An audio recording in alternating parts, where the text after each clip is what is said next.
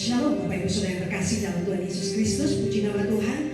Pagi hari ini kita kembali lagi bersama-sama di rumah kita masing-masing, berkumpul bersahati untuk mengucap syukur kepada Tuhan, beribadah meninggikan nama Yesus. Mari Bapak Ibu Saudara, kita satukan hati kita pagi hari ini. Kita berdoa. Tuhan, Engkau berkuasa memberkati orang-orang yang berharap kepadamu. Pagi hari ini kami datang mengucap syukur atas semua kebaikan dan kemurahan-Mu. Kuasai kami semua di tempat kami masing-masing Tuhan. Urapan-Mu mengalir menguasai roh, jiwa dan tubuh kami, mendatangkan kebaikan di dalam segenap kehidupan kami. Engkau tutup bungkus kami dengan garam yang kudus, pagari kami dengan pasukan perang malaikat surgawi. Kami menolak setiap rancangan kejahatan apapun yang mau dibangun selama kami beribadah. Kuasa masalah sakit penyakit, kekuatan virus corona di udara, segala Bapak dampak-dampak yang bekerja dari Bapak, kekuatan Bapak kuasa virus corona hari-hari ini kami berdoa bersehati bersepakat Tuhan. Kuasanya kami katakan juga dalam nama Yesus tidak berkuasa.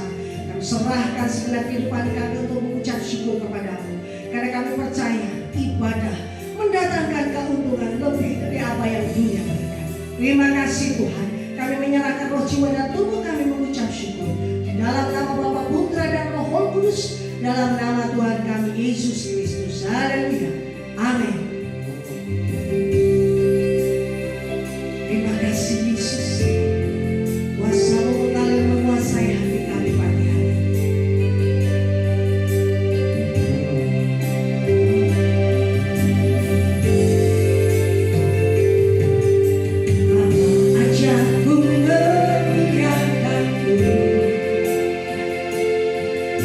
Bukan dari pandangan mata,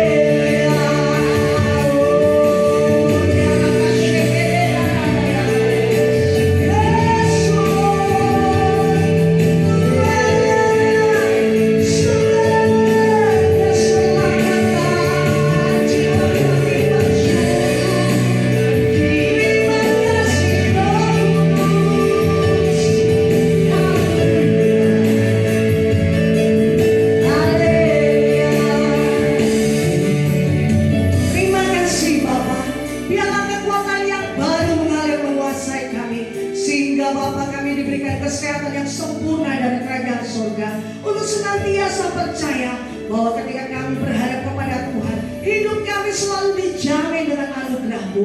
Terima kasih Roh Kudus, berkaryalah menguasai seluruh hati kami pagi hari ini. Biarlah di hari Minggu ini Tuhan, kami mengalami kuasa bersama Yesus. Terima kasih Bapa, kami siap memuji Tuhan lebih lagi. Dalam nama Tuhan kami yang berkuasa Yesus Kristus, kami berdoa. Haleluya. Amin. Beri kemuliaan lagi sama kita. Haleluya. Engkau sumber kekuatan kami pagi hari ini, Yesus. Haleluya. Senang hati aku memuji, senang jiwa aku bernyanyi, karena Tuhan dalamku.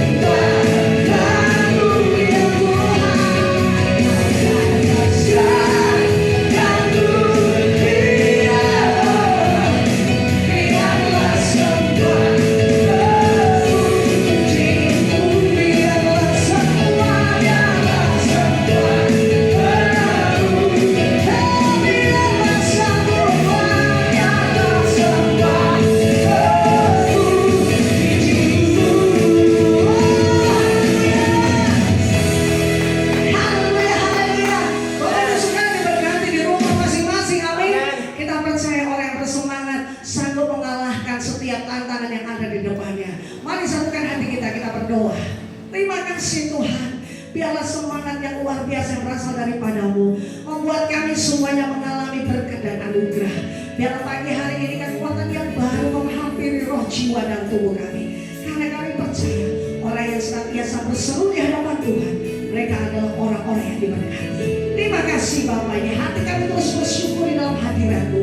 Dalam nama Tuhan Yesus kami berdoa. Haleluya. Amin. Kau Bapa yang kami cinta. Haleluya Tuhan.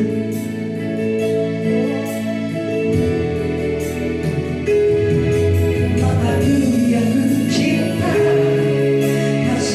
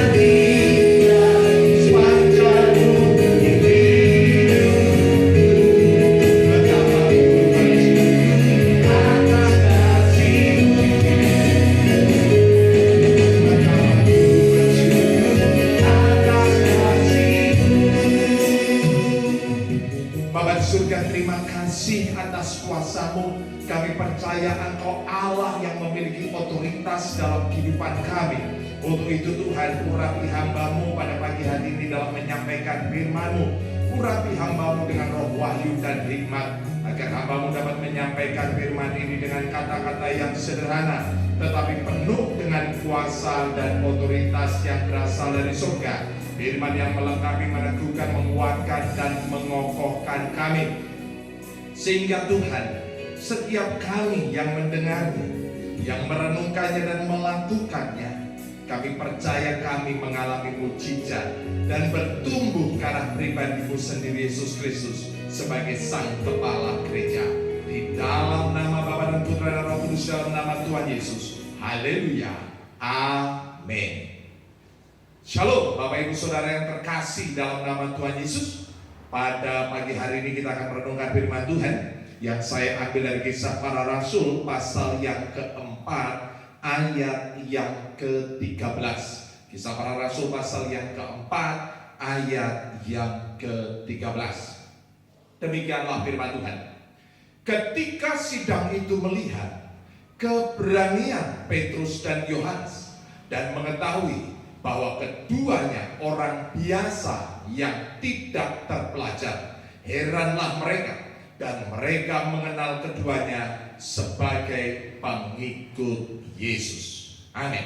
Judul renungan kita pada pagi hari ini adalah kunci otoritas di dalam Kristus.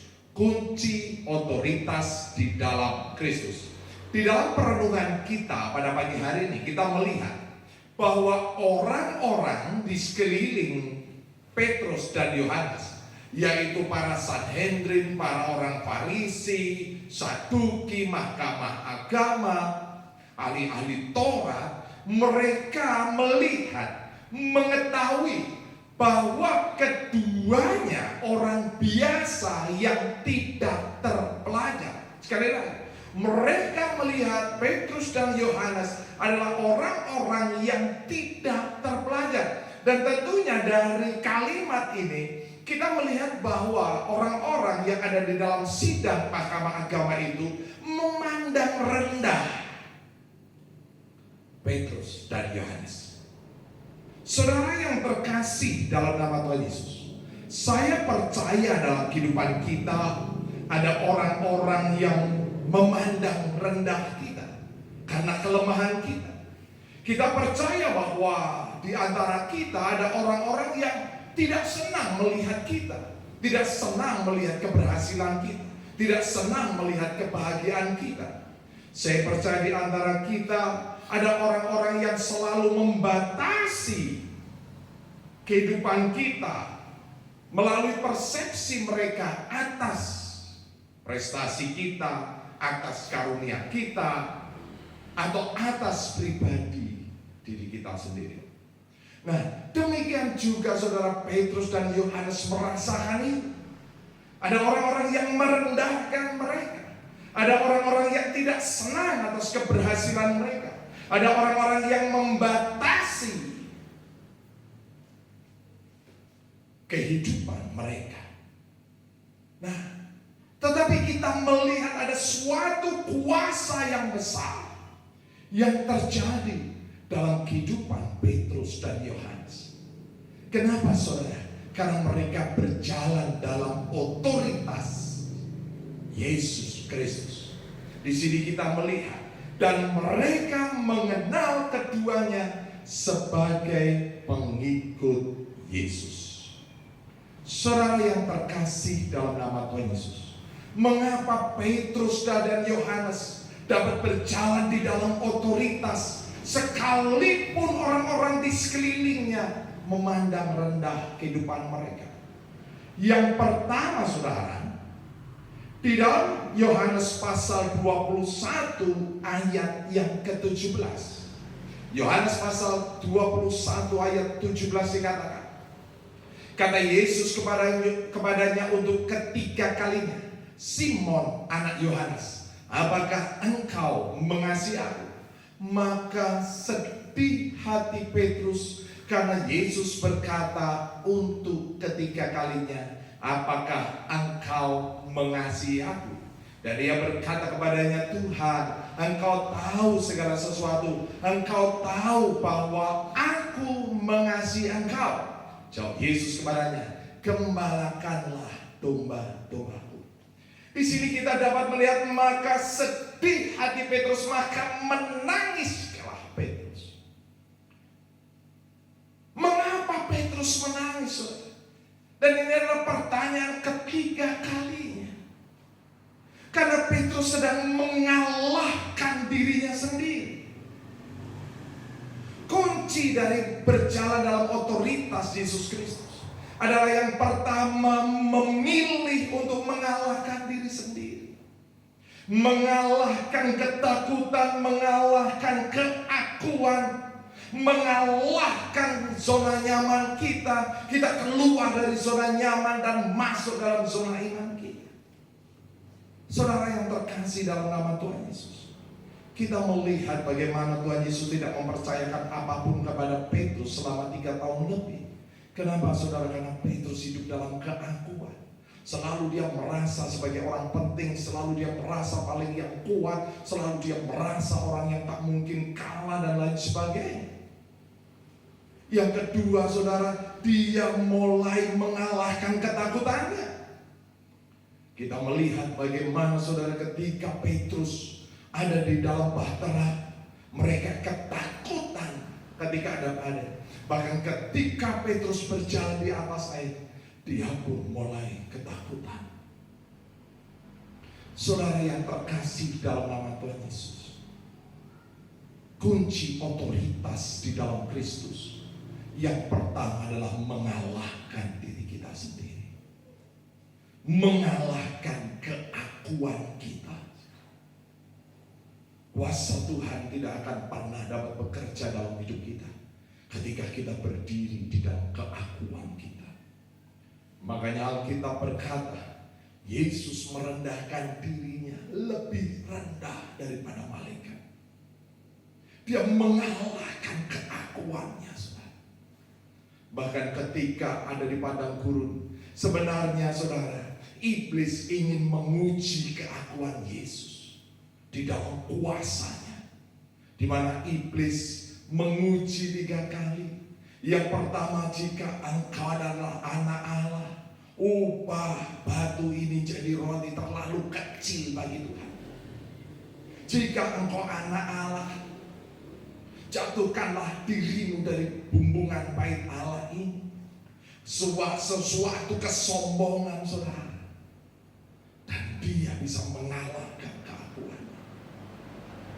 Saudara yang terkasih dalam nama Tuhan Yesus, dosa yang paling berbahaya adalah keakuan, adalah kesombongan. Dan Tuhan izinkan, saudara, Petrus mengalami kegagalan demi kegagalan dalam hidupnya, agar keakuan dalam hidupnya dapat dikalahkan, sehingga hanya Tuhan saja yang ditinggikan dalam kehidupannya. Yang kedua, saudara, bagaimana kita berjalan di dalam otoritas Kristus. Yang kedua, saudara, kita baca dalam Kisah Rasul pasal pertama ayat yang ke-14. Mereka semua bertekun dalam sehati dalam doa bersama-sama dengan beberapa perempuan serta Maria, ibu Yesus, dan dengan saudara-saudara Yesus. Kunci dari otoritas dalam Kristus adalah hidup di dalam doa. Petrus tidak bertemu dengan sidang ke mahkamah agama sebelum dia diperlengkapi kuasa dari surga. Saudara yang terkasih dalam nama Tuhan Yesus, Alkitab berkata kita ini hanya bejana saja, kita ini hanya alat saja. Segala kuasa yang ada dalam hidup kita berasal dari Tuhan. Alkitab berkata dalam Yakobus, Elia manusia biasa tetapi dia bersungguh-sungguh berdoa. Sekali lagi, Elia manusia biasa tapi dia sungguh-sungguh berdoa. Kenapa, saudara? Ketika kita membangun hubungan intim dengan Tuhan, maka dalam kehidupan kita akan peka terhadap suara Tuhan. Kita tidak akan terpengaruh dengan suara lawan, suara musuh-musuh kita. Karena kita tahu bahwa Tuhanlah yang menuntun hidup kita. Ketika kita memiliki hubungan intim kepada Tuhan, maka kita akan fokus kepada Tuhan. Kita fokus kepada covenant Tuhan, perjanjian Tuhan. Kita fokus kepada persediaan yang Tuhan sudah sediakan. Kita fokus kepada kemuliaan Tuhan, bukan kepada masalah yang ada di sekeliling kita. Yang kedua, tadi sekali lagi saya ulang, saudara, milikilah hubungan intim bersama Tuhan. Jangan kita meninggalkan persekutuan, saudara. Saudara yang terkasih dalam nama Tuhan Yesus, Alkitab berkata bahwa gadanya dan tongkatnya menjadi penghibur. Alkitab berkata kepak sayapnya yang menudungi kita. Dan Alkitab berkata pengurapannya terjadi ketika kita memiliki hubungan yang intim dengan Tuhan. Jika hari-hari ini engkau mendengar ada banyak kesusahan, masuklah ke dalam kamar, lakukanlah dan mulailah engkau membangun hubungan yang intim kepada Tuhan, agar engkau tidak ditakutkan oleh segala kabar yang terjadi di hari-hari ini, tetapi telinga kita mendengar setiap perkataan Tuhan. Yang ketiga, saudara, bagaimana agar kita berjalan di dalam otoritas Tuhan Yesus Kristus. Dalam Kisah Rasul pasal yang keempat ayat yang ke-19. Tetapi Petrus dan Yohanes menjawab mereka, silakan kamu putuskan sendiri, manakah yang benar di hadapan Allah, taat kepada kamu atau taat kepada Allah. Mengapa kita tidak berjalan dalam kuasa dan otoritas Tuhan Yesus Kristus? Karena seringkali kita membela kehormatan kita, saudara. Tetapi Petrus mengajarkan agar kita memilih untuk membela kehormatan Tuhan. Alkitab berkata di ayat yang ke-12 dari pasal yang keempat, dan keselamatan tidak ada di dalam siapapun juga selain di dalam Dia. Sebab di bawah kolong langit ini tidak ada nama lain yang diberikan kepada manusia yang olehnya kita dapat diselamatkan. Kita ingat cerita tentang Daud, saudara. Mengapa Daud berjalan dalam kuasa dan otoritas yang berasal dari Allah? Karena Alkitab berkata, saudara, engkau datang dengan tombak dan lembing, tetapi aku datang demi nama Allah yang hidup. Saudara yang terkasih dalam nama Tuhan Yesus, belalah kehormatan Tuhan dimanapun kita berada. Di dalam kehidupan kita sehari-hari, dalam kehidupan pelayanan, dalam kehidupan pekerjaan dan usaha. Maka saya percaya Tuhan akan menyertai setiap langkah kita.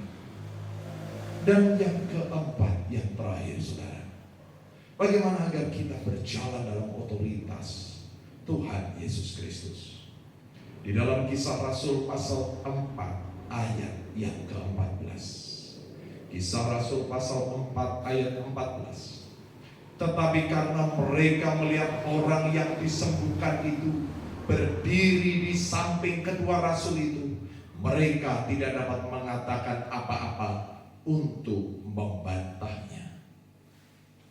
Saudara melihat bagaimana Tuhan bekerja dalam segala masalah. Petrus tidak melihat hambatan. Petrus dan Yohanes tidak melihat kesulitan. Tetapi Petrus dan Yohanes melihat sebuah peluang yang luar biasa, agar orang-orang yang menentang iman mereka melihat betapa hebatnya kuasa Tuhan. Kita tidak akan pernah bisa berjalan dalam kuasa otoritas Tuhan kalau yang kita lihat hanya hambatan dan kesulitan, hambatan dan kesulitan. Tetapi mulailah engkau melihat peluang. Jika saudara berkata, wah 99% tidak ada harapan. Demikian juga ketika Daud mengalahkan Goliat, 99% saudara, tidak ada harapan. Tetapi ketika berjalan dalam kuasa Tuhan, yang 1% itu saudara, yaitu sebuah celah di kening Goliat, membuat Goliat tumbang. Apa yang menghambat saudara? Kesulitan-kesulitan apa yang saudara dan saya hadapi hari-hari ini?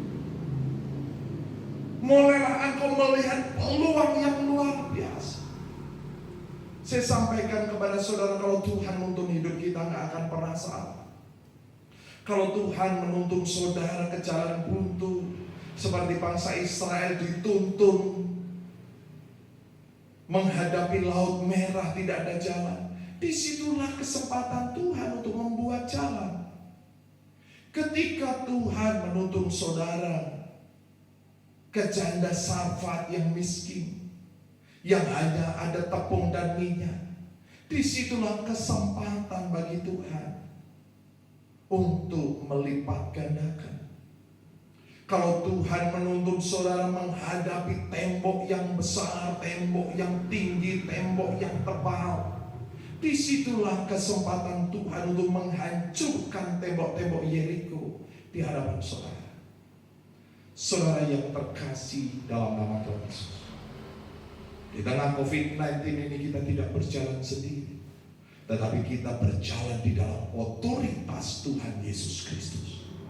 Sekalipun di hari-hari ini mungkin ada orang yang memandang rendah saudara, Sekalipun di hari-hari ini ada orang yang tidak senang melihat kehidupan saudara, sekalipun di hari-hari ini ada orang yang selalu membatasi kehidupan saudara dengan persepsi mereka, tetapi saya percaya Allah kita adalah Allah yang dahsyat, Allah yang berkuasa. Maka yang pertama, mulailah saudara mengalahkan diri saudara sendiri, mengalahkan keakuan kita, mengalahkan dosa kita, mengalahkan ketakutan hidup kita. Segala hal yang menghalangi kasih Tuhan, urapan Tuhan mengalir. Yang kedua saudara, bangunlah hubungan intim dengan Tuhan, karena di situ engkau akan mendengar suara Tuhan. Engkau tidak akan dibingungkan dengan suara-suara dunia yang membuat kita semakin cemas dan hidup dalam ketakutan.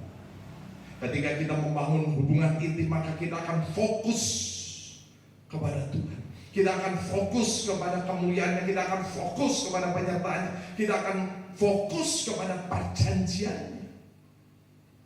Dan yang ketiga, kembali kita memilih untuk membela kehormatan Tuhan. Alkitab berkata, ketika nama Tuhan ditinggikan di atas bumi, maka Dia yang akan menarik jiwa-jiwa datang kepada Tuhan. Dan yang keempat, yang terakhir, kembali lagi, jangan kita hanya melihat hambatan dan kesulitan, tetapi mulailah melihat peluang-peluang yang Tuhan berikan. Haleluya. Amin.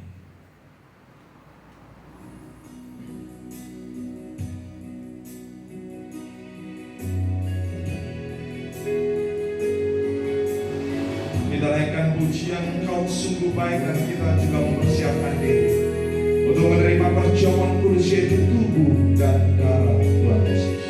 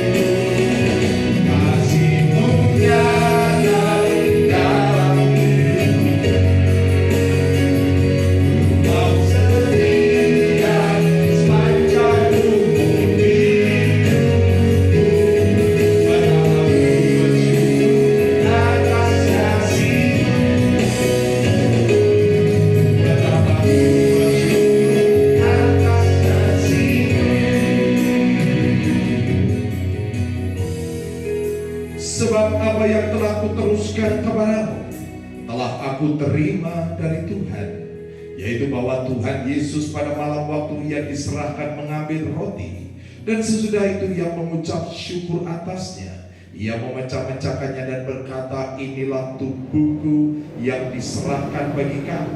Perbuatlah ini menjadi peringatan akan aku. Kita berdoa dengan iman. Di dalam nama Tuhan Yesus, inilah tubuh Tuhan Yesus, roti hidup yang turun dari surga, lebih dari roti mana. Setiap aku makan tubuh Tuhan dan minum darah Tuhan, aku tidak lapar lagi, aku tidak haus lagi. Aku tolak setiap roh stres, depresi, khawatir, ketakutan, keputusasaan. Karena di dalam kasih Kristus tidak ada ketakutan, tetapi keberanian, iman yang mengalahkan dunia. Hidupku dipenuhi dengan damai sejahtera yang melampaui segala akal dan pikiran. Sukacita yang tak terkatakan berasal dari kuasa Tuhan Yesus. Aku berdoa, aku tolak setiap kutuk resesi ekonomi, kutuk kebangkrutan, kutuk kegagalan. Aku tolak kutuk hutang. Aku tolak kutuk belalang pelahap, belalang pengerik, belalang pidahan, belalang pelompat. Aku tolak kutuk taman Eden, kerja keras, makan, semak duri. Aku percaya Tuhan Yesus yang memenuhi segala keperluanku menurut kekayaan dan kemuliaannya. Karena aku hidup dalam kerajaan yang tidak tergoncangkan. Setiap goncangan yang terjadi membuat kekayaan bangsa-bangsa mengalir memenuhi perbendaharanku. Sehingga apa yang kupegang diberkati, yang kukerjakan berhasil, yang kurancangkan di dalam Tuhan digenapinya. Sehingga aku bersama keluarga tidak minta-minta roti, aku bersama keluarga pewarisi bumi. Aku bersama keluarga menjadi berkat bagi banyak bangsa.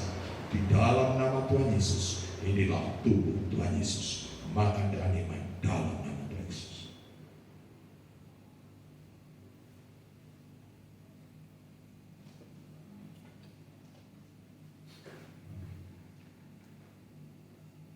Demikian juga yang mengambil cawan, sesudah makan lalu berkata, cawan ini adalah perjanjian baru yang dimeteraikan oleh darahku. Perbuatlah ini setiap kali kamu meminumnya, menjadi peringatan akan aku. Sebab setiap kali kamu makan roti ini dan minum cawan ini, kamu memberitakan kematian Tuhan sampai Ia datang. Kita berdoa dengan iman. Di dalam nama Tuhan Yesus, inilah darah Tuhan Yesus, darah yang kudus, darah yang suci, darah yang berkemenangan. Tuhan Yesus dipukuli, diludahi, dinodai, dicambuk, ditombak, disalibkan untuk menanggung kutuk dosaku dan penderitaanku. Dan dengan bilur-bilur Tuhan Yesus semua sakit penyakitku sudah sembuh. Sistem imunku diperkuat, roh, jiwa, dan tubuhku terpelihara sempurna, sehingga semua virus, bakteri, sakit, penyakit, bahkan virus corona tidak berkuasa. Aku sudah menerima urapan imam dan urapan raja. Suatu hari nanti aku bersama orang-orang kudus dan seluruh keluargaku akan diangkat ke awan-awan, masuk ke dalam perjamuan pernikahan anak domba untuk memperoleh hidup yang kekal. Di dalam nama Tuhan Yesus, inilah darah Tuhan Yesus. Minum dengan iman dalam nama Tuhan Yesus.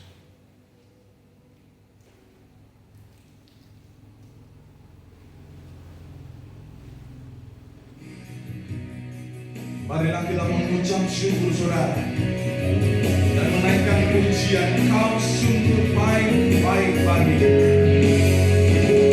Kau sungguh baik-baik bagiku. Kasih-Mu nyata dalam hidupku. Kau setia sepanjang umur hidup.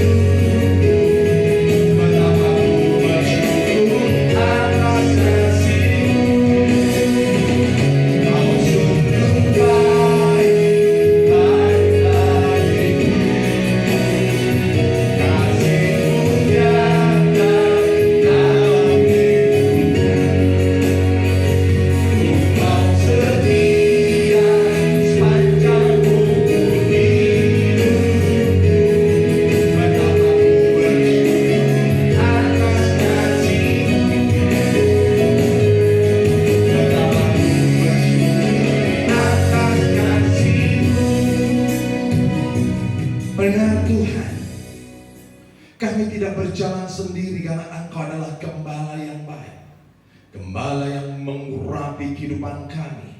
Dan firman-Mu berkata, ketika pengurapan turun atas kehidupan kami, maka kami menjadi manusia yang berbeda. Maka ajar kami Tuhan untuk terus berjalan di dalam otoritas kuasa-Mu ya Tuhan, sehingga kami tak perlu takut dan gentar atas segala yang terjadi di dunia ini. Tetapi kami semakin melekatkan kepercayaan kami, melekatkan iman kami untuk membangun hubungan intim bersama-Mu Tuhan. Dan kami percaya ketika kami berjalan bersama-Mu, maka tidak ada satupun yang mustahil. Bahkan Engkau sanggup membuat mujizat lebih dari apapun yang kami pikirkan, lebih dari apapun yang kami doakan. Maka ajar kami terus untuk memiliki keyakinan yang kokoh atas firman-Mu. Karena firman-Mu adalah pribadi-Mu sendiri. Firman-Mu adalah kuasa yang sanggup menyelamatkan kami yang percaya kepada-Mu. Pegang jemaat Tuhan, angkatlah kedua tanganmu, harapkan mata rohani-mu, dan terimalah berkat dari Tuhan. Diberkatilah engkau yang tertanam di dalam taman Tuhan. Diberkatilah engkau laki-laki, engkau menjadi pohon terpandit kebenaran tanaman kesukaan Tuhan yang menceritakan tentang keagungan Tuhan. Diberkatilah engkau para wanita, engkau menjadi pohon anggur yang manis dan lebat yang tak pernah mengalami kekeringan sekalipun pada musim kemarau. Pakaianmu adalah kekuatan dan kehormatan, dan engkau akan tertawa tentang hari depanmu. Diberkatilah engkau anak-anak muda, Kau menjadi tunas zaitun yang berjalan dalam wibawa dan otoritas Allah. Seperti anak panah di tangan pahlawan, demikianlah hidupmu di tangan Tuhan. Tuhan Yesus datang untuk memberi hidup dalam kelimpahan. Maka engkau bersama anak cucumu tidak minta-minta roti, engkau bersama anak cucumu mewarisi bumi. Terimalah segala berkat Allah Abraham, dan Israel jasmani rohani, persekutuan kasih dalam Tuhan Yesus Kristus, sukacita damai sejahtera dalam kuasa Roh Kudus menyertai kehidupan kita sampai Maranatha. Yang percaya sama-sama katakan amin.